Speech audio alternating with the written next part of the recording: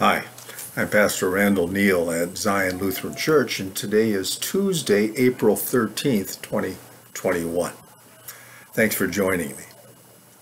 You know, you might think you ate something and your tummy didn't like it. You've experienced that, right? I know I have.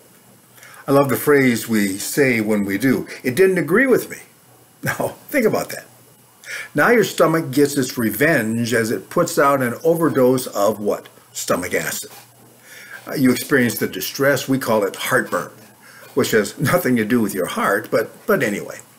What's that miserable sufferer to do? Well, there was a commercial years ago that said it was a Maalox moment. Remember that? Or we had the Alka-Seltzer Tum-a-Tum-Tum commercial. You remember that one perhaps? Or Pepsid AC, or I don't know, dozens of remedies out there. You've read them, seen them, heard them in the drugstores. But the idea is the same.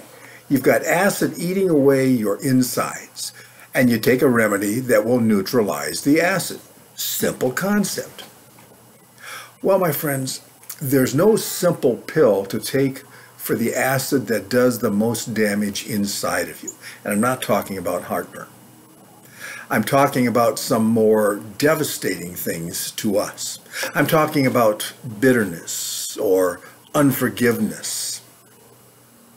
You know, it could be that you've been genuinely wronged. It happens all the time. I mean, you've been deeply wounded, and the most natural thing in the world is for that wound to turn to bitterness toward the one who hurt you, right? You know what I'm talking about. It's the most natural thing, but also one of the most damaging things. Someone out there might be listening today who's being eaten up on the inside by bitter feelings, by smoldering anger. You? Perhaps. But that acid of bitterness, you do understand, isn't hurting the person that hurt you. No, it doesn't work that way. Now, you're emotionally chained to that person because of your bitterness and anger. You think about them a lot. You don't know what they're thinking about.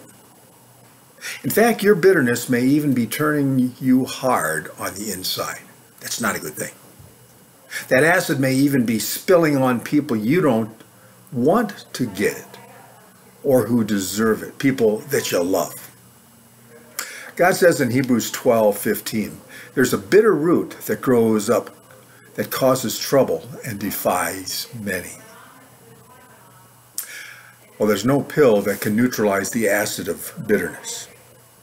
But there is a remedy, and that's what I want to share with you this morning. There's a picture of it in Exodus chapter 15, beginning at verse 23. Now, if you remember the Israelites, they've traveled 3 days without finding water. You can bet they're pretty thirsty. And here's what it says, beginning at verse 23. When they came to Marah, they could not drink the water because it was bitter. In fact, the word Marah means bitter. It goes on.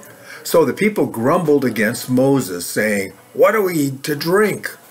And then Moses cried out to the Lord, and the Lord showed him a tree of wood. He threw that wood into the water, and lo and behold, the water became sweet. Good story.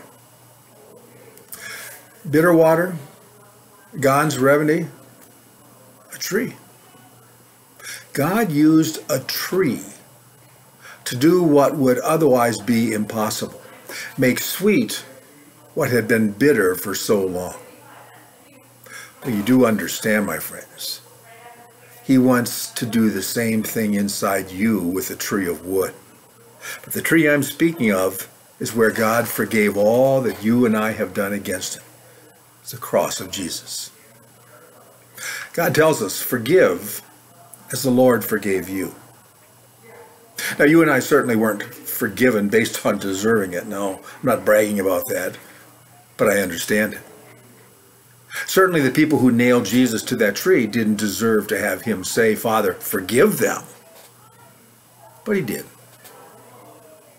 And at the foot of Jesus' cross, the forgiving place, you could find that grace to finally release that person who has hurt you so deeply. You have to tell the Lord you can't forgive that person. But you want Jesus to give you his forgiving grace. Tell the Lord you've tried or you're tired, rather, of drinking the water of bitterness, that you want to leave those dark feelings toward that person at the foot of the cross, God's tree for bitterness. Ask Him for the ability to see the person who hurts you through His eyes. Release that person to God's justice. He'll make things right a whole lot better than you ever could. And commit right there at that cross where you've been forgiven that you will not treat that person as they have treated you. You'll treat them as Jesus has treated you. My friends, you'll find and finally be on your way to emotional freedom and emotional healing. That acid of bitterness has done enough damage, hasn't it?